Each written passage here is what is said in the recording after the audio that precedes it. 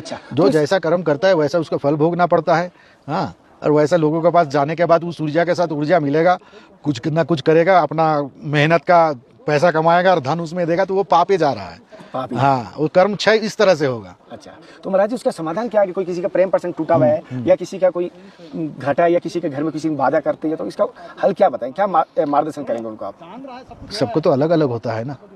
लेकिन कुछ ऐसे होगा देखिएगा, जिसका ऐसा बाधा हुआ है, एक आदमी के पास 10 आदमी आया, ठीक नहीं हुआ, एक आया ठीक हो गया, तो ये जो 10 का ठीक नहीं हुआ, किसी और के पास, जिसका पास बहुत कोई लोग आ रहा है ठीक नहीं हो रहा है, ये 10 का उसके पास ठीक हो गया।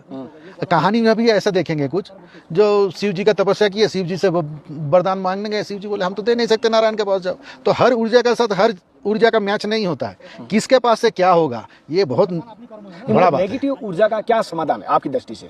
नेगेटिव एनर्जी आ जाती है, घर पे भी आ जाती है, या कोई घर में आ गया तो नेगेटिव एनर्जी आ जाती है, उसका समाधान क्या है? तो अलग अलग है ना, वही तो बोल रहे हैं, उसका नेगेटिव एनर्जी का पावर कैसा है। जैसे किसी किसी का देखिएगा, नमक लीजिएगा, सफ़ेद कपड़े में डाल के घुमा के बाहर फेंक दीजिएगा तो उससे में भी उतर जाता है। किसी का फिटकिरी लीजिएगा, कपड़े में बांध के घुमा के फेंक दीजिएगा, उससे उतर गया। किसी का मिर्चा घुमा के जलाने से नाक में धुआं जाएगा तो उसमें चला जाता है। फिटकिरी घर में रखने से सही हो जाता है। कई तरह का होता है, तो किसके साथ कौन सा सूट करेगा वो सबसे बड़ी बात है। और कुछ चीज उसके साथ जिसका होता है ग्रह मंडल से भी संबंधित है, वैसा वैसा ग्रह दशा से ही उसका होगा।